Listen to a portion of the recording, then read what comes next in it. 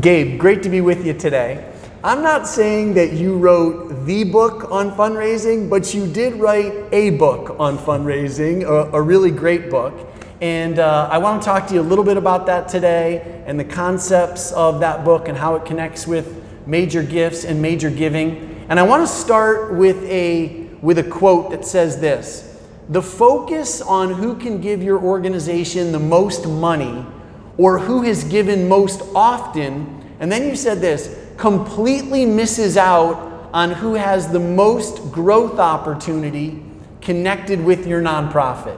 Yeah. There's a lot in there. So can you unpack that a little bit for us? And what does that mean for general fundraising and specifically for major gift fundraising?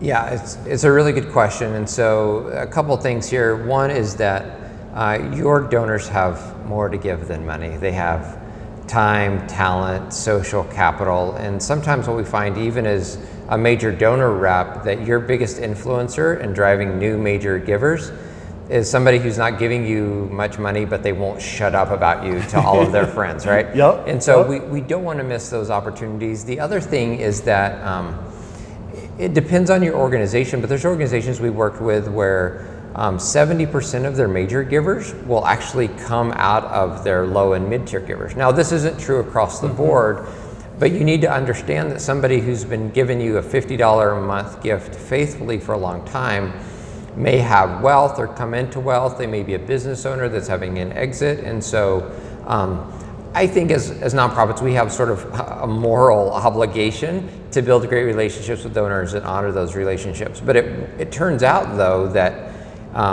building those relationships over time often turns into major gifts. And so you can't just look at, did they give me 50 grand next year? Are they going to give me 50 grand again after that? And so it has to be more sophisticated in how you look at those donors. Yeah, and a lot of times, I think that's a great point, because a lot of times I think we as leaders sometimes fall into the trap of always looking for that major gift or that mega gift. And so our mind immediately goes to who can provide that. And what you just said is so interesting, is really when it comes to a lot of major givers, we're going to grow major givers. That's right? By connecting with people at different levels. Some of our next great major givers are people potentially, like you said, who are giving at maybe a lower dollar amount right now, or maybe not giving at all. That's right. But are giving their time and becoming more and more passionate about the work, and who knows what God does in the midst of that process and where that leads. That's right.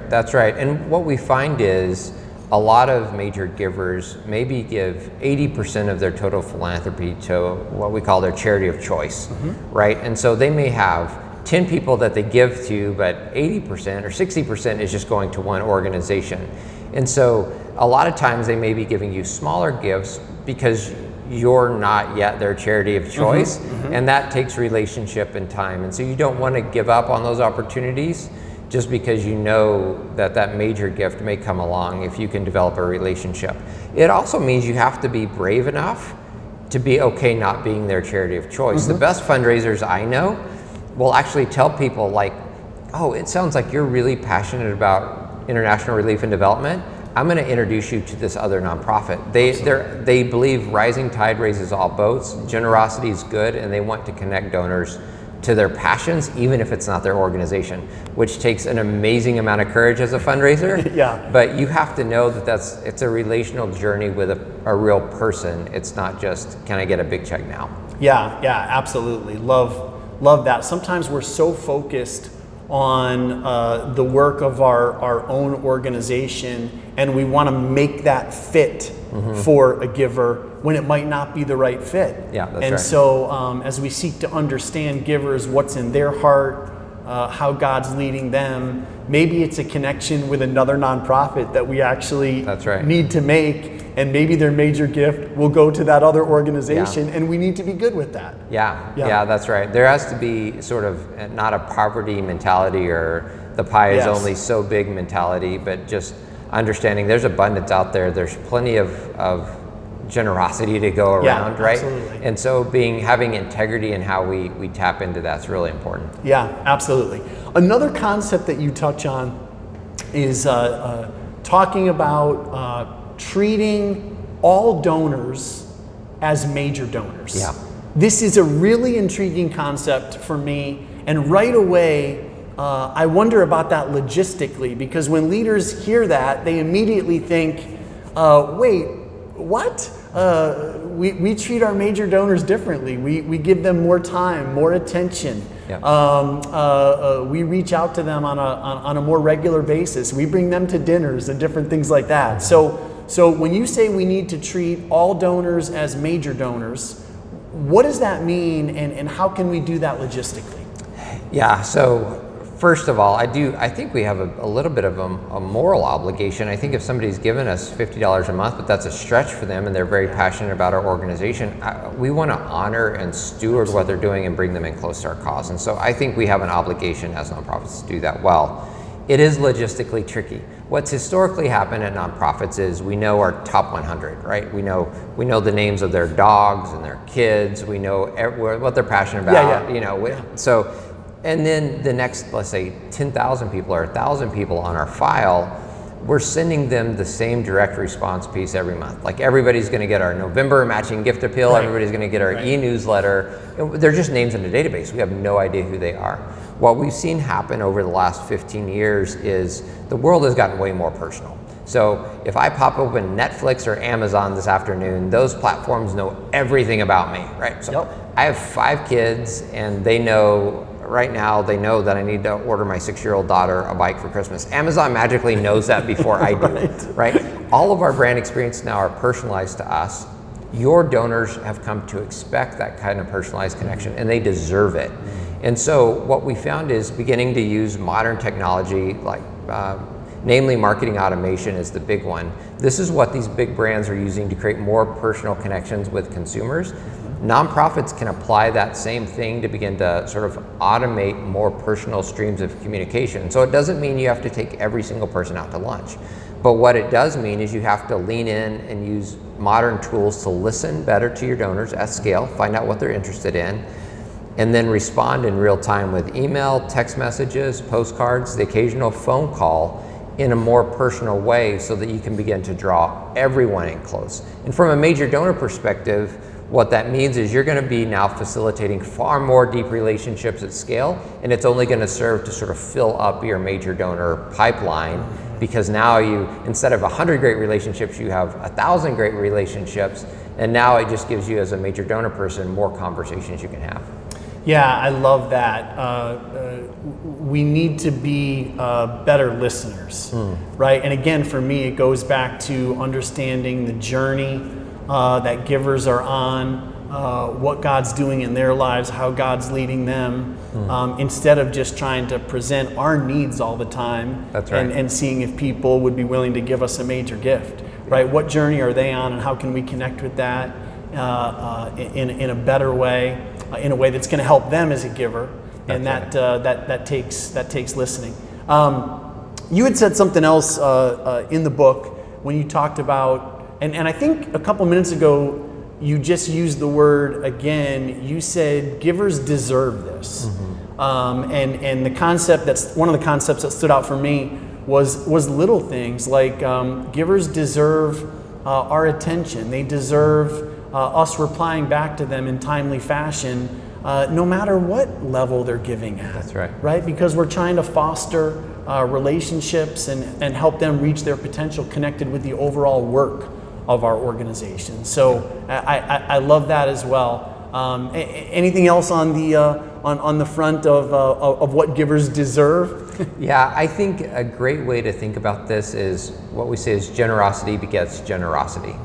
And so it's the better fundraisers understand that their organization isn't a big deal. Their job in life is to almost get out of the way and connect their donors with their donors' impact, which means you have to understand the value that your donors are getting really, really well and be able to deliver that value. You have to give to donors before they can give back to you.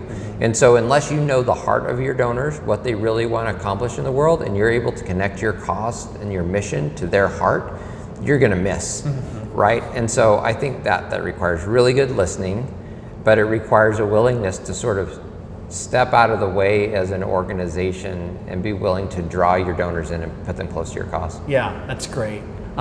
There was a quote I read. It was actually a review of Responsive Fundraising, which I think ties all this together nicely. This person wrote, the kind of fundraising that Gabe is talking about is about connection. It's about listening to the donor. It's about suggesting. It's about being as personal as possible. It's about building trust, which I think captures everything that we're talking about here today. So can I finish up with a little rapid fire question time directed your way? So just give me some quick answers on these. First, what is a donor journey map that you talk about?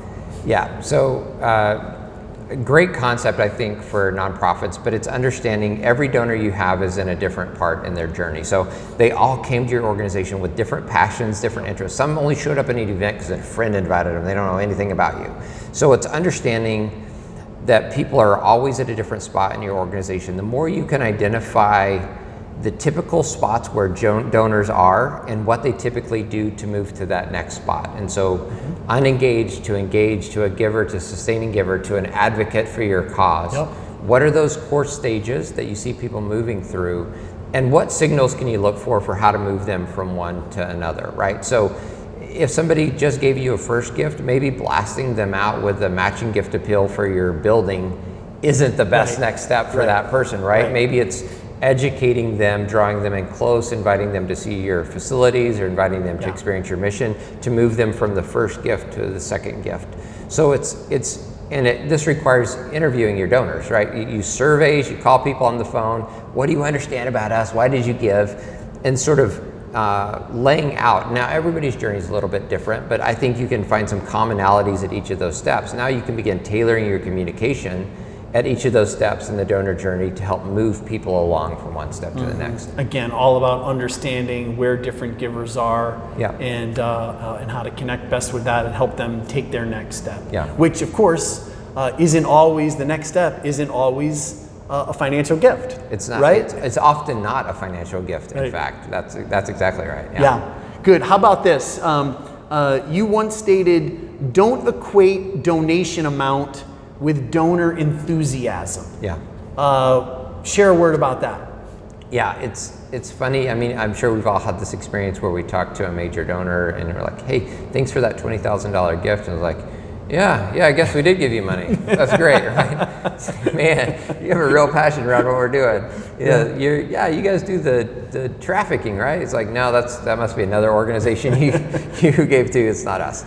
Right? Or you talk to like a $50 a month giver and man, they are fired up. They give you a hug, they start crying. Your cause has impacted them and your family very directly. You have to understand that amount doesn't equate to passion.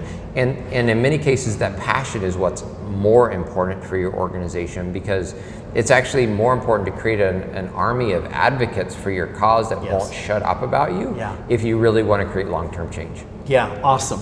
Love that. And then how about this? Moving someone to action requires a message, a messenger, and a specific purpose. Yeah. What does that mean for nonprofits? Yeah, I think the message and messenger is something that we all work hard on as nonprofits, meaning, we have to have a great story, right? And then we have to have somebody who's telling that story, or a way to get eyeballs in front of that story, right? Whether it's digital, direct mail, major donor folks, whatever it is. I think the purpose is really important here, and that in 2020 and beyond, we're seeing an erosion of trust. Just generally speaking, people are less trustful of organizations, and a lot of people say trust is like the currency of our age moving forward. Knowing that, you have to be super diligent about connecting donors with their impact. They have to know not only, if I give this gift, what is it going to accomplish in the world, but you have to be able to close the loop on that gift after the fact and say, hey, here's what you were able to accomplish. Here's what your donation did in the world. And it's actually that the purpose of the gift and the purpose of why we're having this conversation and the good you as a donor are going to help drive in the world, and then closing that loop back up, I think that's the thing that a lot of nonprofits haven't quite cracked yet. And so of those three, I think that's a great place to put focus. Excellent. Gabe, thanks so much for your time today. Really appreciate it. If leaders out here want a copy of Responsive Fundraising, what's the best way for them to get their hands on that? Yeah, we'd love to send you a copy if you're interested in reading more. And so you can email responsive@virtuous.org. Okay. Right, and just mention that you were part of this learning experience, and then we'll get one in the mail to you. Awesome. Thanks so much for your time, and we'll catch up with you soon. All right, thanks so much. Appreciate it. God bless.